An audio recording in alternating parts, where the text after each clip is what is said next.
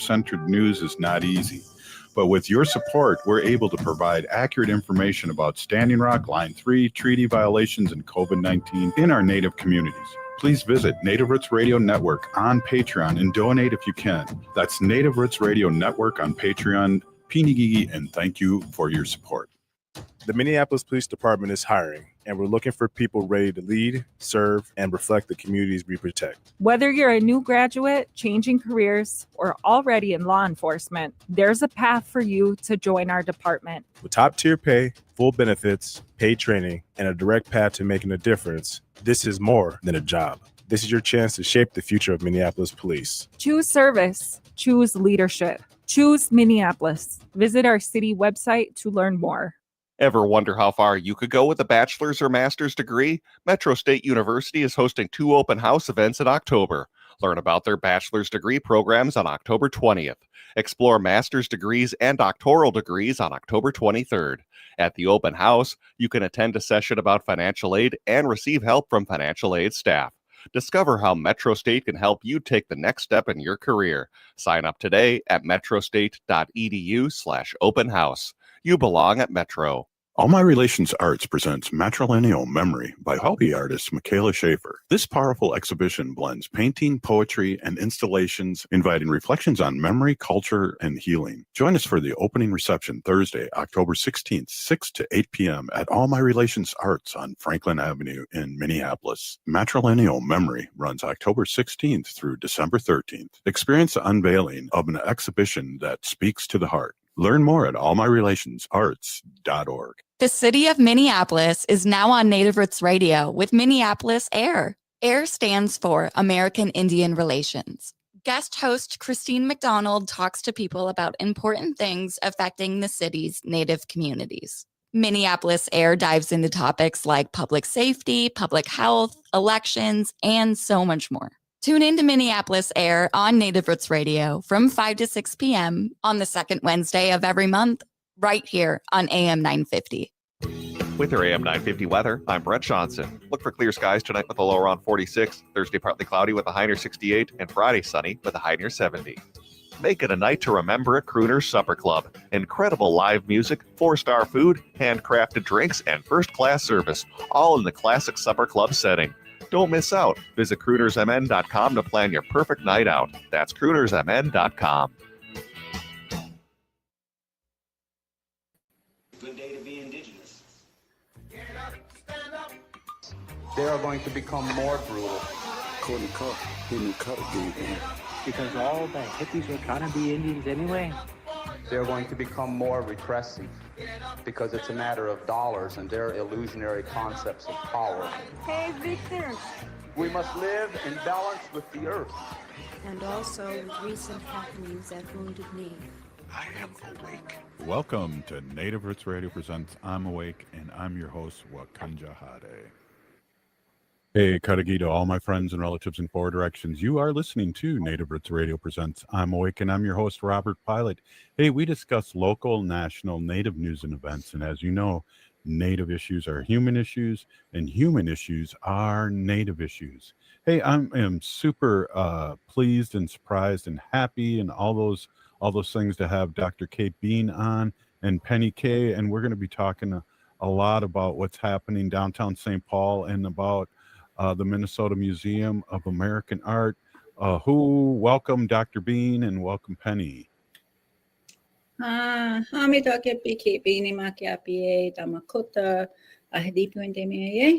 hello, my relatives. It's great to see you all here today. It's great to see you again, Robert.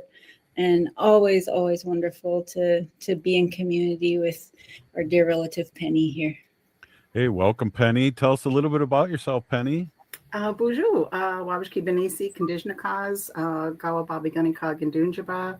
My name is Penny Kagigebi. I'm Crane Clan from White Earth Reservation, and I currently live about 4 hours north of St. Paul, but I've been working as a curator for community collaboration on the upcoming exhibit, Queering Indigeneity at the M.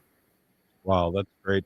Dr. Beane, could you talk a little bit, not only about yourself, but a little bit about the museum and where it's located? And we're going to talk about a special event coming up.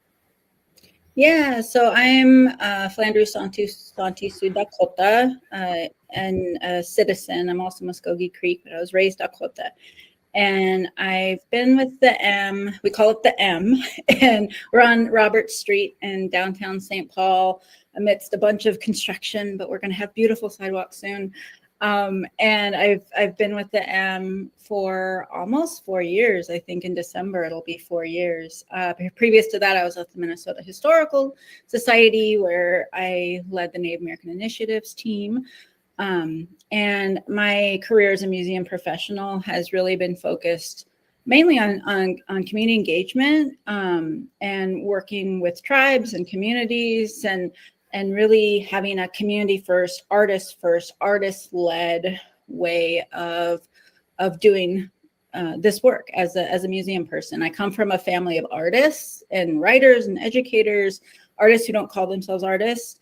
And so when I came into and was recruited to the M, and I was recruited by our dear friend Jim Denemy, who is an amazing Ojibwe artist who left us far too soon, but he was a part of the museum, was a former board member, and was one of those artists who recruited me. And the fact that I was recruited by artists to work at this museum that really had a community focus was incredibly important. Working from a state institution, I really wanted the opportunity to work at somewhere smaller where we could be brave, where, all our funding didn't come from federal dollars or the legislature. Our funding means that we can speak our truth. And during these times when that is particularly hard to do, as a society, I think it's more and more important for us to not back down. And so that's something that we as an institution have really tried to stay rooted in.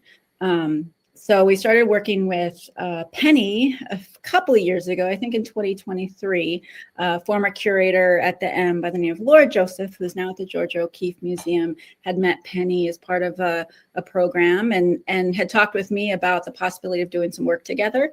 The M has just finished a construction project. We tripled our gallery space. It was a $14.5 million capital project, and we tripled our gallery space. We have a beautiful space where we're highlighting 150 works of our permanent collection.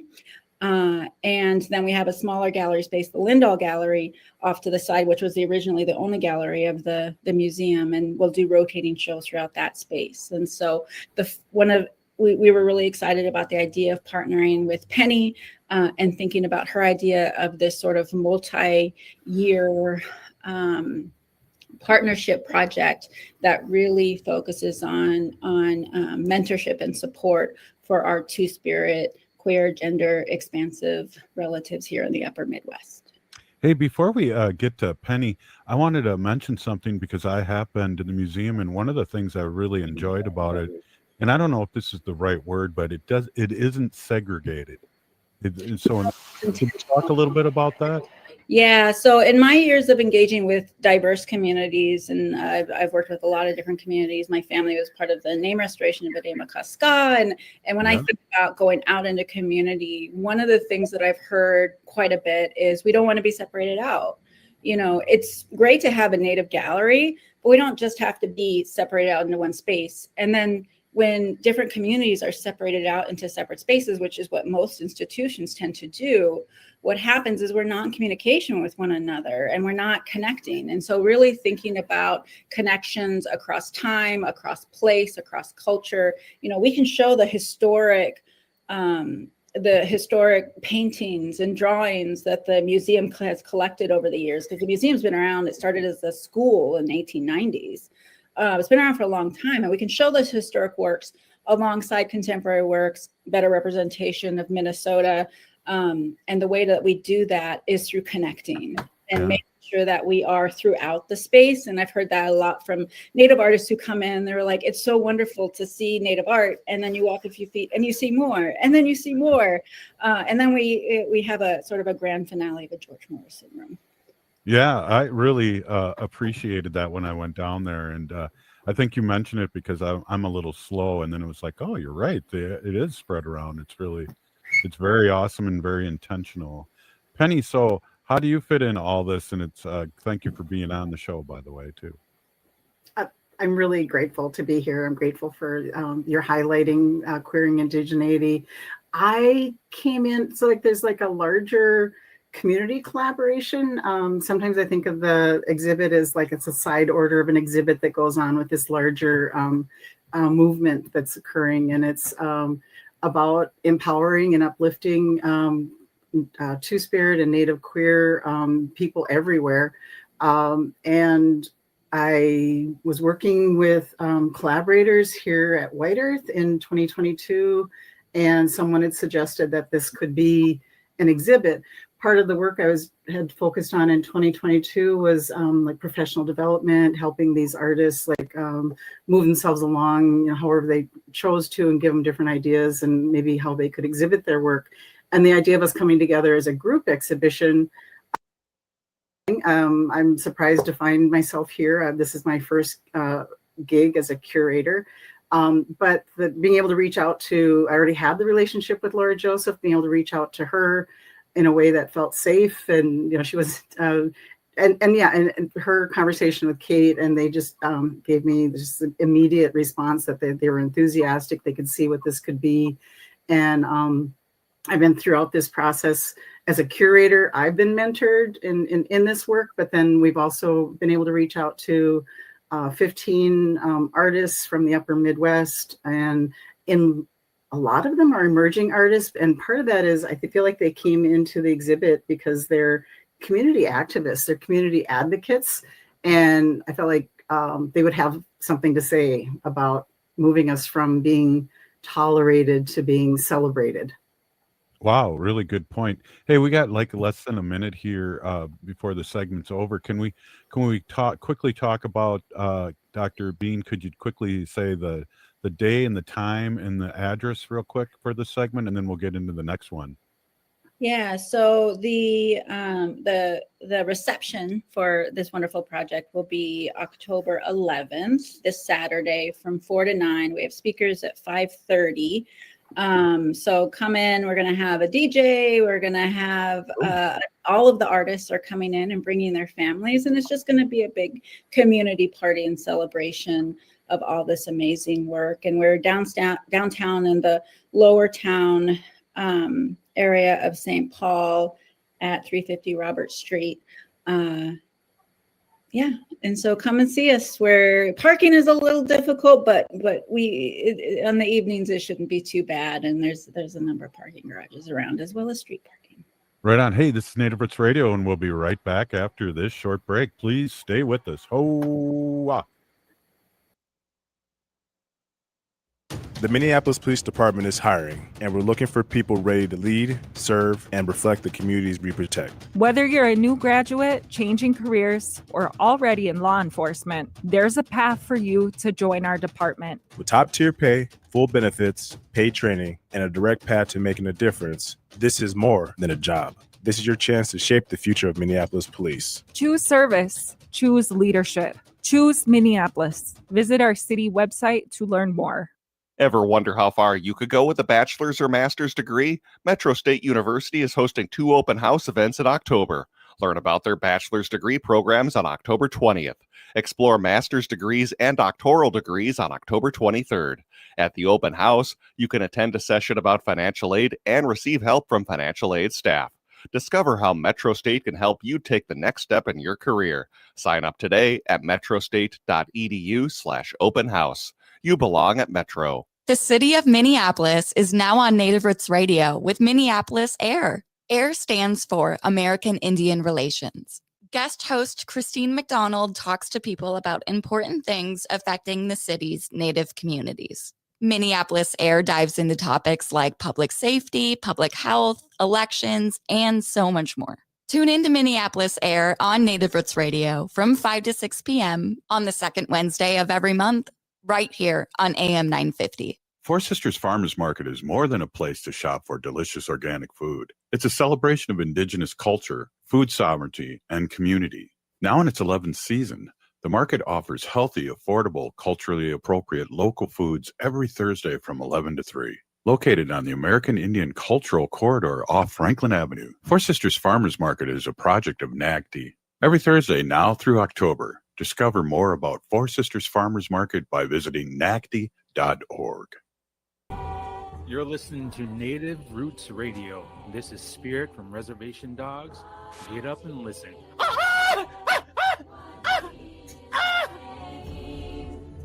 Welcome back to Native Roots Radio presents I'm Awake, and this is Robert Pilot. Hey, welcome back, everybody, here, and I am here with Dr. Kate Beane and Penny K. Hey, and we're talking about a lot of great things here.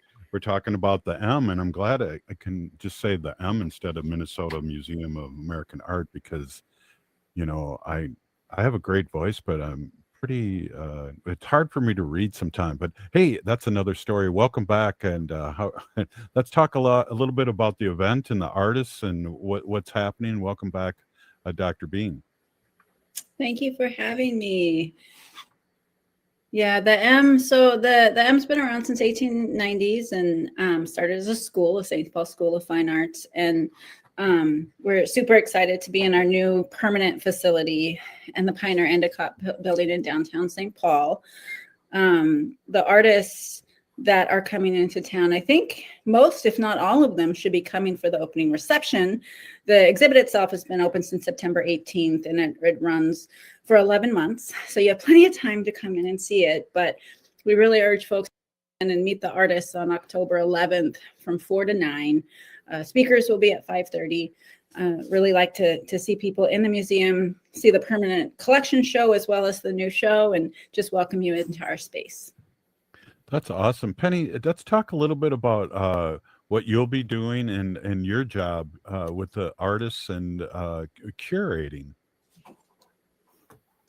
So a lot of the intentional work for this project in general is to provide just like mutual community support. So it's not just me, but with creating a network within this 15 artists that are participating, and then we've focused a lot on some professional development aspects. So offering them professional headshots and helping with writing of bios and artist statements, and having their artwork. There's about 60 pieces of artwork. Most of it's produced for this show, but most we've had it all photographed professionally so that they'll have that for their professional development, or they're applying for exhibits or applications for fellowships, to show the work that they've done as a part of this larger project. Wow, that's exciting. And how did this, Dr. Beane, how did this collaboration come about?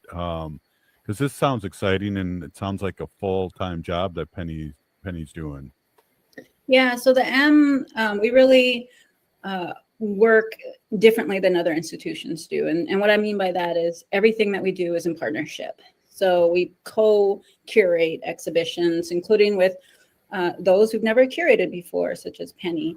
And part of that process is sharing knowledge and expertise all the way around, so that partners that we work with can take that information and those relationships and that knowledge and continue on. We like to have multi-year projects where it's not a one and done. We work with somebody on a project, a different iteration down the line, continue to support in terms of funding sources and looking at ways in which we can support through our networks.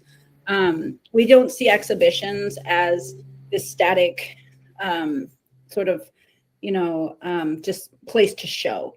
It really is about connection. It's creating a space and a platform for people to come connect, and for diverse representation, for diverse voices to have a platform to speak their truth, to feel that power of being in community, and to know that they're supported. Wow, that's awesome. Penny, what have you learned by I know you've been around the museum for years, but as that you didn't learn or you didn't know as a curator, what have you learned?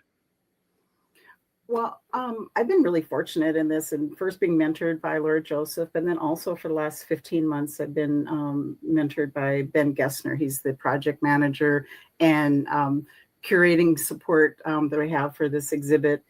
And actually, there's been a lot, what goes on behind the scenes. There's no way that I can just drop off a piece of artwork, like 2 days before the show starts, and I think that I'm going to get something into the exhibit. There's a lot of prep work that goes into with the like where it's going to go within the exhibit, thought about like how it's going to be impactful for the visitor to learn about the different aspects of the exhibit based on where things are placed.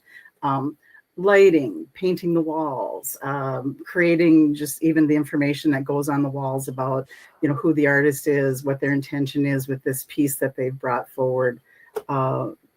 It's been a really great learning experience in that way.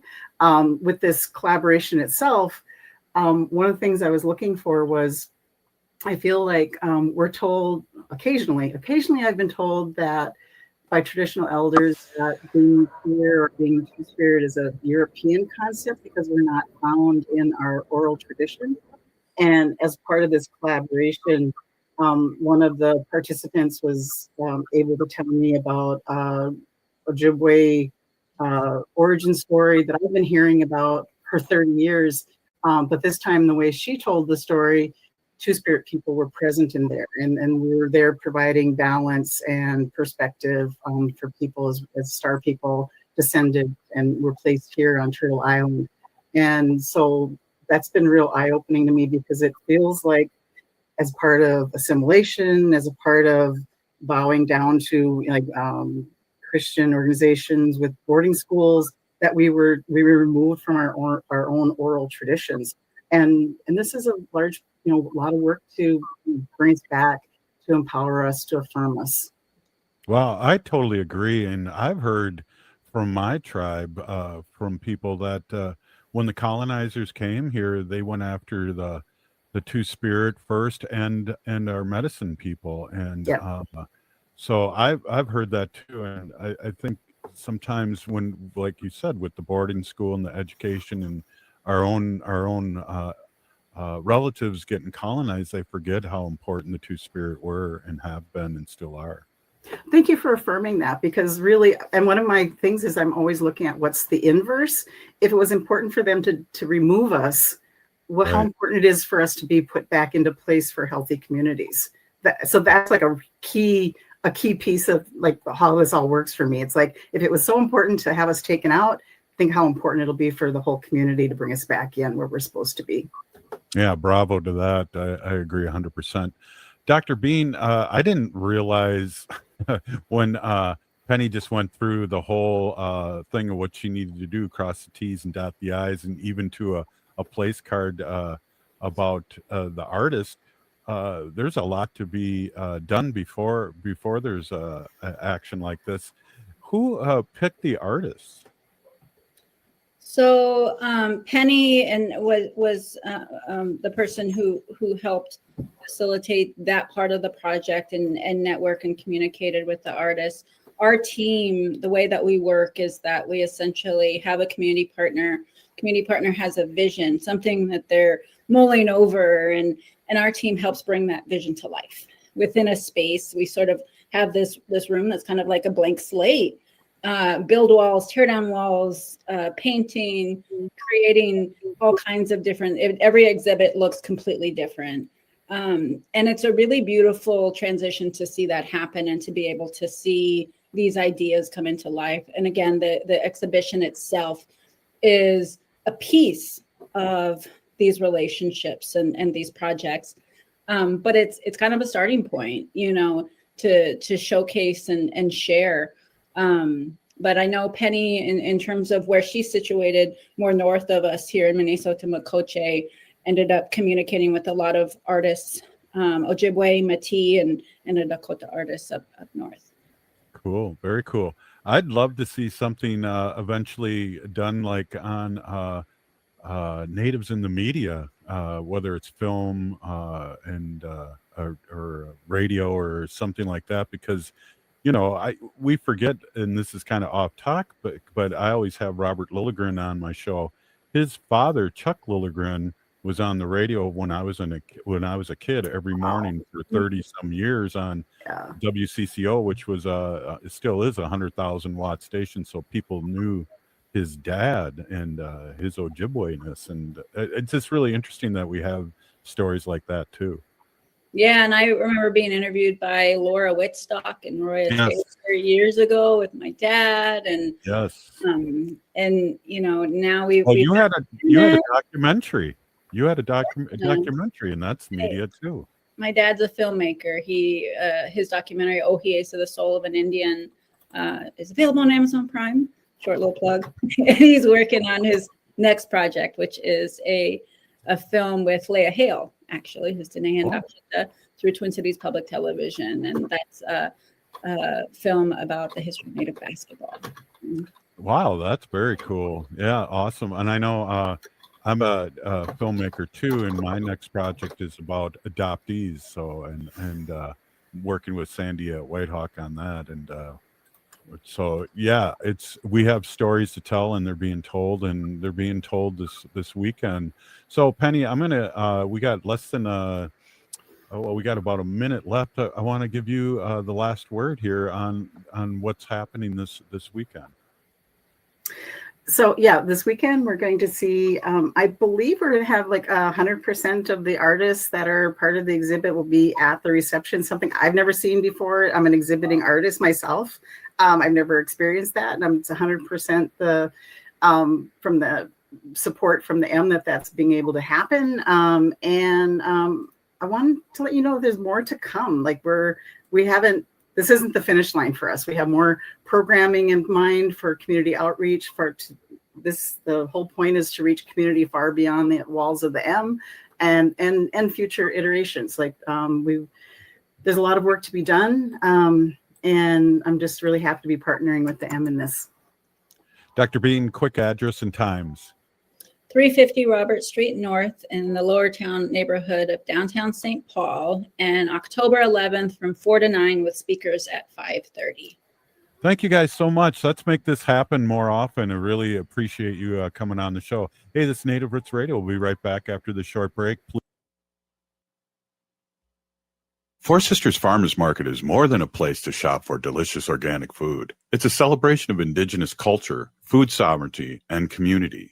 Now in its 11th season, the market offers healthy, affordable, culturally appropriate local foods every Thursday from 11 to 3. Located on the American Indian Cultural Corridor off Franklin Avenue, Four Sisters Farmers Market is a project of NAGD. Every Thursday now through October, discover more about Four Sisters Farmers Market by visiting nagd.org.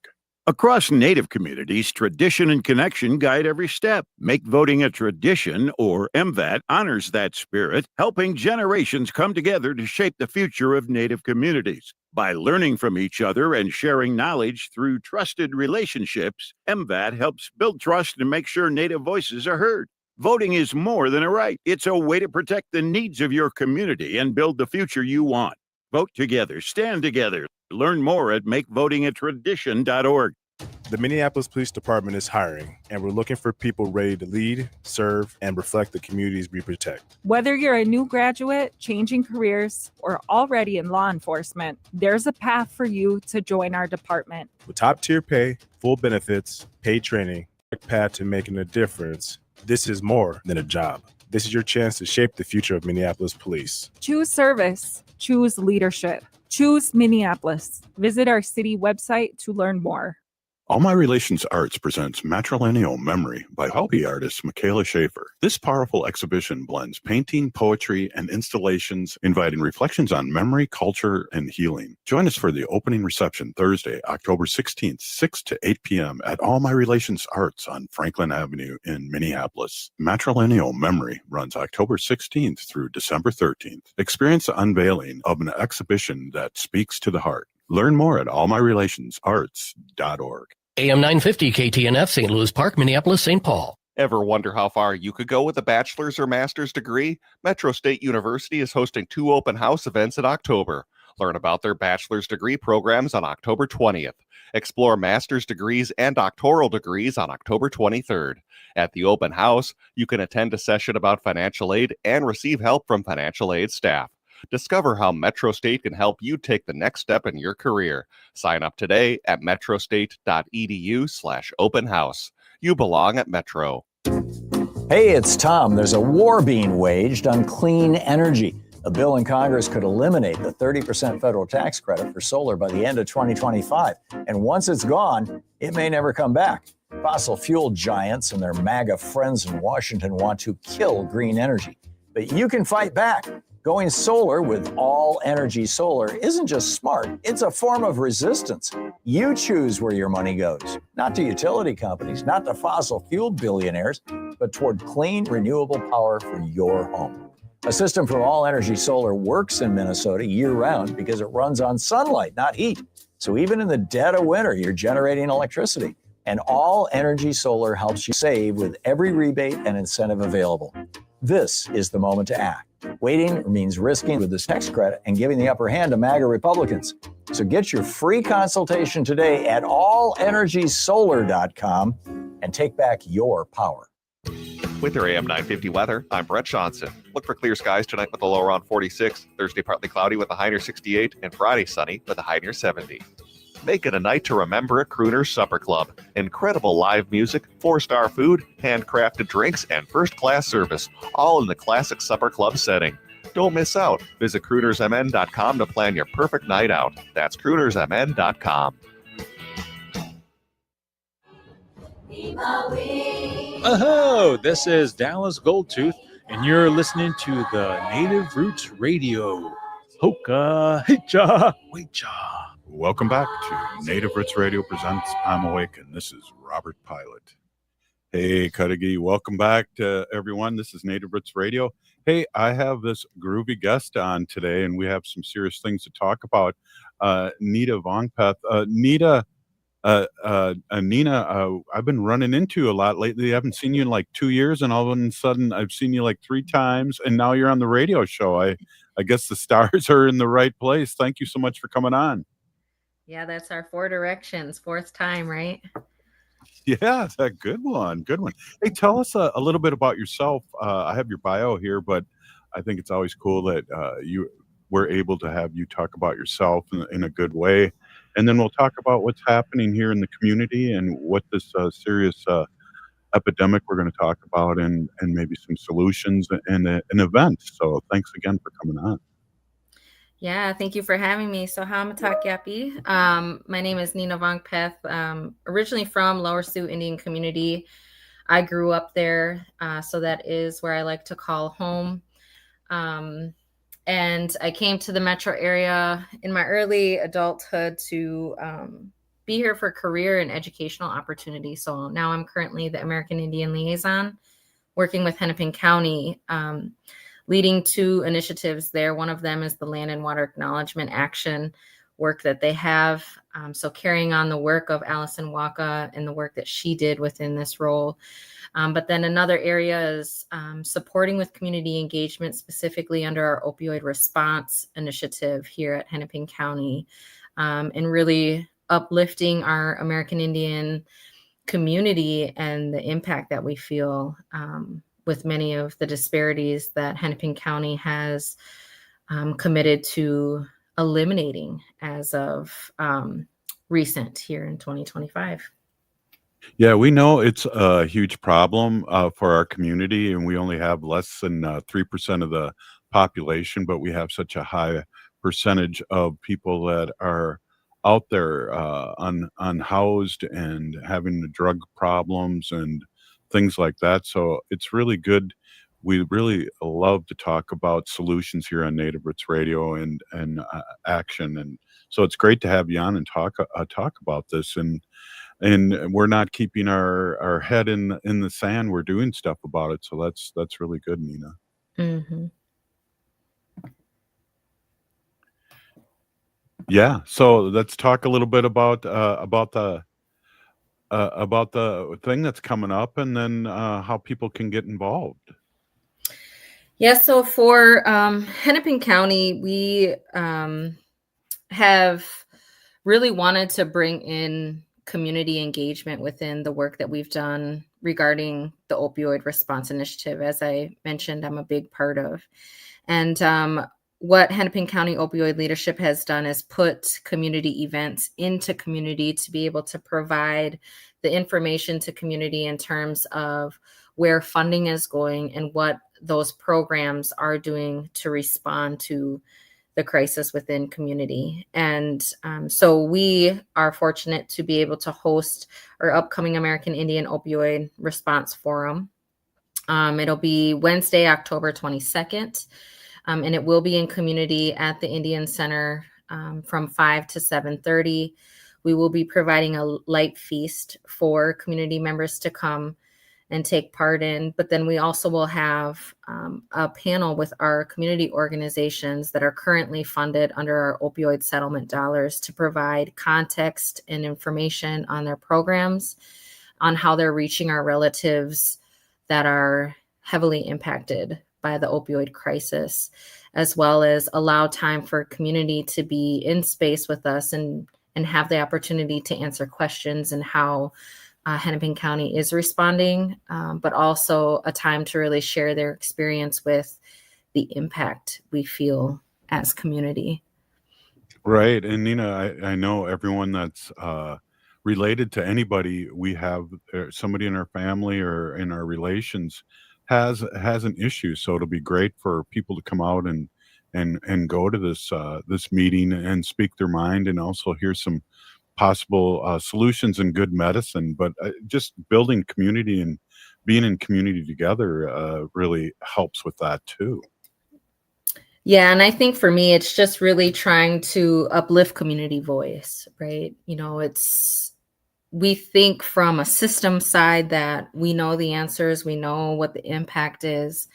But me also being on the other side as a community member and having family impacted, myself being impacted, knowing that not all of that lives within systems and how systems really try to design and answer to those problems. But so really wanting to hear from community and really wanting to provide that space for a community to be comfortable to come in and share those experiences so that we know as a county how to respond to the needs of the community. And it really takes community voice to really uplift that and bring that. And so we have our ongoing relationships specifically with our few community organizations and community meetings, but just always trying to make sure we provide opportunity and that access for a community to come into the same room, not only with me, but also Hennepin County leadership to be able to answer our questions and get the right information, especially when it comes to funding and programs that are available to us. So, Yeah. So you are like boots on the ground with our community. I always want to ask this to community leaders like yourself. What do you do to take care of yourself and your soul? I mean, this is heavy work that you're doing, and it's sometimes thankless. So how do you take care of yourself? well, I first have to say that I am not the one who is boots on the ground. There are others that are doing that street outreach out there for a number of hours a day and ongoing. You know, they're out there, whether our community is experiencing violence, whether our community is just experiencing a hot day or a cold day. I am more just the one that I want those voices of those that are out there to really be elevated and to know that they have things to share in terms of what they see and what they hear and what they're being told, specifically by our relatives that are out there that they are supporting and trying to connect to those resources. So for me, I just find honor in bringing all of the voices to where they really need to be. But for me to be able to, you know, come back to being centered is coming back to our culture. You know, there's times where I won't know what to say. I'll get caught up in thinking, what is the solution? What needs to come next? And the thought that has been coming to my mind for some years now is to put my tobacco out, to stop and be quiet and let our ancestors really come forth and be able to share that and be able to share that wisdom. But also, in the times where ceremony is being offered, going in there, it's one thing that I really want our relatives to know that are experiencing opioid use or being unsheltered is that we think of them. We think of them and we pray for you. And that's where I do that. Well, that's right. That's right on. And yeah, I mean, I know that we really have some boots on the ground, people helping, but you are involved in it and you are affected by it. So that's why I asked that question. And it's good that it was a great answer that you do come back to ceremony. And that's one thing as Native Americans we can really do and really do in a good way. And I'm glad you brought that up. Mm-hmm. Yeah, so let's talk a little bit more. Who will be leading the discussion? There will be community members there. How's this looking? I think if we can talk just a little bit more about that. Yeah, so our panel discussion will highlight those that are part of the community contracted partners with Hennepin County's opioid response. And so that our 3 community organizations funded under Hennepin County currently are Indigenous Peoples Task Force, Native American Community Clinic, and Little Earth. We also will have Minnesota Indian Women's Resource Center a part of that panel as well. And so the leaders of those organizations will be there, or their delegated person that they want to speak on behalf of their community organization will take part. But we'll also have space for people with lived experience to really be on that panel and really share their experience and what they identify as the needs regarding the barriers and access. So we have Sharon Day as Executive Director of Indigenous Peoples Task Force.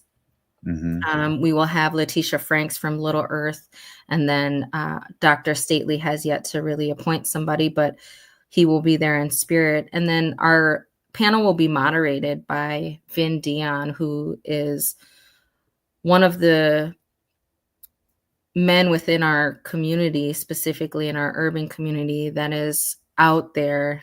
He's the pure example of boots on the ground, and he's out there protecting our community as well as uplifting our men in his work. And so he will be our panel moderator to really guide that conversation and lead us into the space where we really need to share what we need to share as a community as it relates to, again, the impact we see regarding the opioid crisis.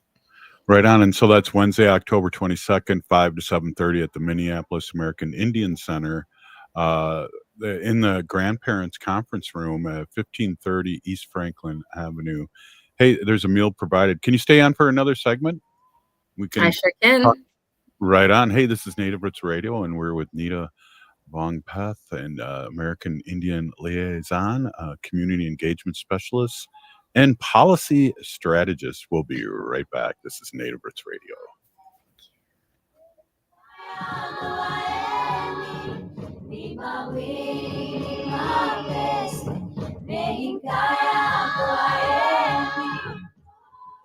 The Minneapolis Police Department is hiring, and we're looking for people ready to lead, serve, and reflect the communities we protect. Whether you're a new graduate, changing careers, or already in law enforcement, there's a path for you to join our department. With top-tier pay, full benefits, paid training, and a direct path to making a difference, this is more than a job. This is your chance to shape the future of Minneapolis police. Choose service. Choose leadership. Choose Minneapolis. Visit our city website to learn more. Ever wonder how far you could go with a bachelor's or master's degree? Metro State University is hosting 2 open house events in October. Learn about their bachelor's degree programs on October 20th. Explore master's degrees and doctoral degrees on October 23rd. At the open house, you can attend a session about financial aid and receive help from financial aid staff. Discover how Metro State can help you take the next step in your career. Sign up today at metrostate.edu/open house. You belong at Metro. Across Native communities, voting is a tradition that brings generations together. Make voting a tradition, or MVAT, helps families and neighbors learn about elections, including ranked choice voting on November 4th in Minneapolis and St. Paul. With ranked choice voting, you can rank up to 3 candidates, giving everyone a stronger voice. Through trusted relationships, MVAT helps neighbors and families get involved in shaping the future of their communities. Vote together. Stand together. Learn more at makevotingatradition.org. The city of Minneapolis is now on Native Roots Radio with Minneapolis AIR. AIR stands for American Indian Relations. Guest host Christine McDonald talks to people about important things affecting the city's Native communities. Minneapolis AIR dives into topics like public safety, public health, elections, and so much more. Tune in to Minneapolis AIR on Native Roots Radio from 5 to 6 p.m. on the second Wednesday of every month, right here on AM 950. I'm Lieutenant Governor Peggy Flanagan, and I want to be your next United States Senator, and you are listening to Native Roots Radio. Welcome back to Native Roots Radio presents I'm Awake, and this is Robert Pilot.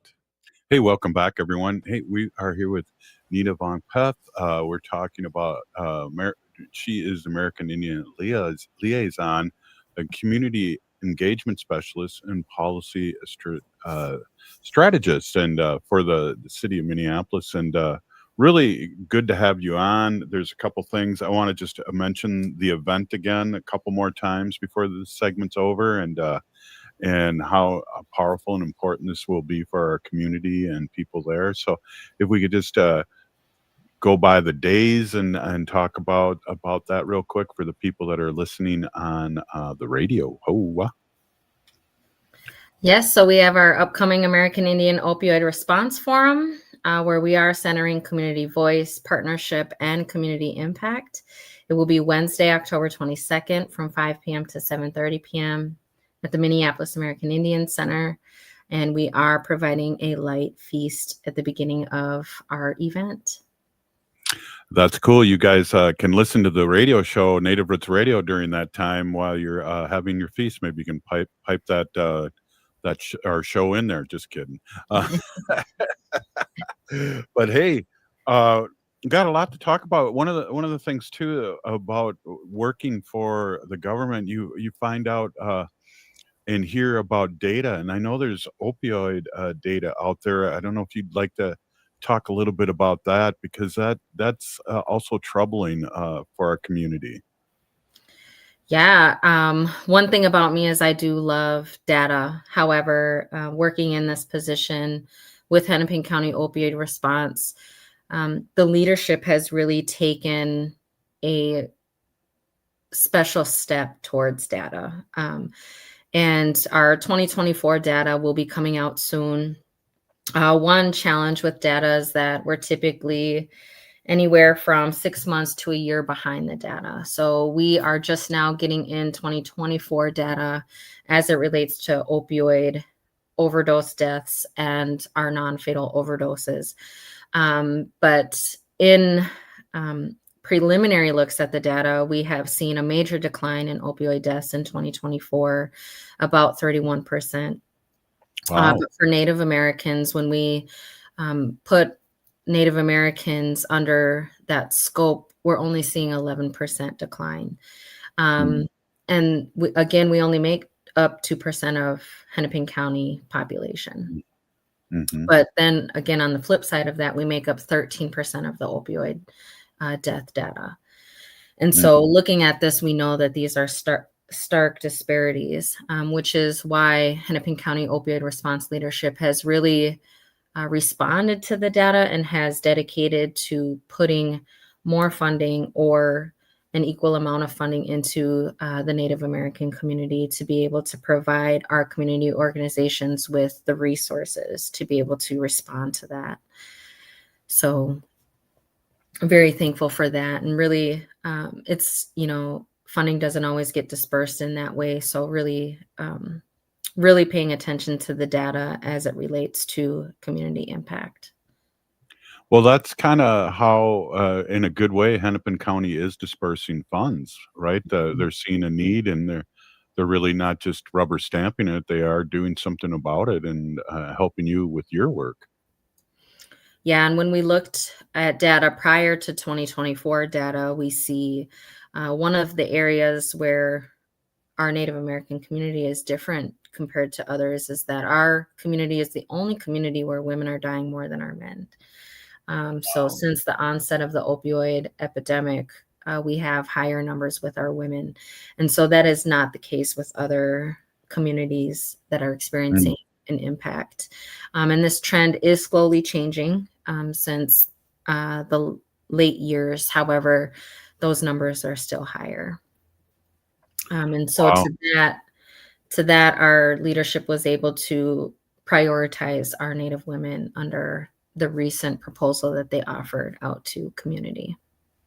Wow, that's really good. You do have to applaud Hennepin County for really taking notice and taking action on the data. That's awesome. That's got to be a good feeling, and hopefully we'll see some results with that. I know your work is going to help. I think anything we as a community really pay attention to and really rally around, things happen. So that's I didn't really realize what you were doing. I thought you were just hanging out Franklin Avenue and seeing you every once in a while. That's some heavy duty work you're doing.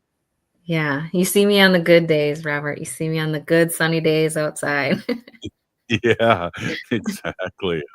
I hear you. And then tomorrow's, I think there's still going on at the coffee shop. There's still the market, I think. Mm-hmm. Yep. So, yeah, go ahead.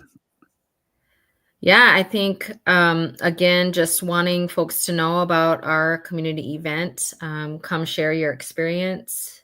We know that our community is heavily impacted. And when we talk about community impact, we don't mean that everyone is using opioids within our community, right? And we may not be seeing the drastic situations happening, but we may, we're impacted because we're impacted all across Indian country with opioid crisis. So I just really encourage folks to come, share your experience, share your thoughts, bring your questions, because without those, we may not have the best information to be able to respond to the community impact. So really just encouraging people to come share with us. Like I said, come enjoy a meal with us and come take part in the community event we have happening. Absolutely. Hey, and now people are driving. Is there a Facebook page, an event page, or any kind of website that you'd like our listeners to click on and get more information? Yeah, you can definitely go to our website. It's hennepin.us/opioids. This is going to give you all of the information of Hennepin County's opioid response with our framework, our community partners, any indicated news, but also a highlight on our events. So you will find our events there. You can also take a look at our Hennepin County social media platform, specifically our public health platform. You'll be able to see that on our Facebook there, as well as Instagram, promoting our event. Right on. And is there a Hennepin County helpline or anything for people that really may be listening to this or have a relative that we could turn them on to? Do you know of one specifically for Hennepin County? Well, I will point you back to our website, hennepin.us/opioids. We do have our indicated community partners that offer treatment and recovery resources, as well as street outreach workers that people can connect with on there as well.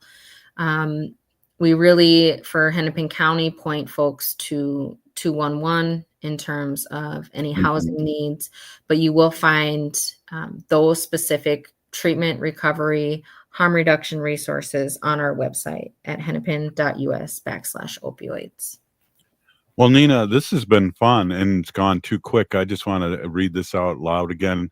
So the American Indian Opioid Response Forum, Catering the Community and Voice Partnership and Impact, is on Wednesday, October 22nd, 5 to 7:30 p.m. at the Minneapolis American Indian Center in the Grandparents Conference Room and on 1530 East Franklin. That building is beautiful, by the way, and I'm glad that it's being used on great things like this. Nina, thank you so much for coming on. Of course. Appreciate you having me. We'll do it again, definitely. So thank you so much. Great Alrighty. job. Hey, wow, that was awesome. And I just want to say, if you're listening to the show, you're part of the resistance from Chief Plenty Coops, the ground on which we stand on. It's sacred ground.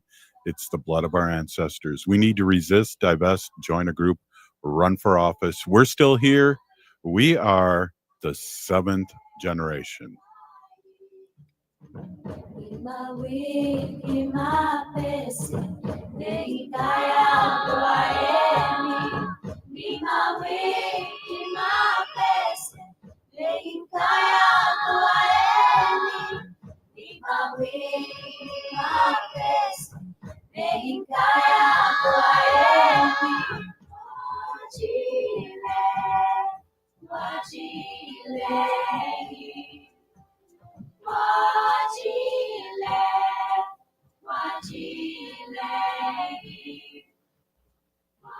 Four Sisters Farm is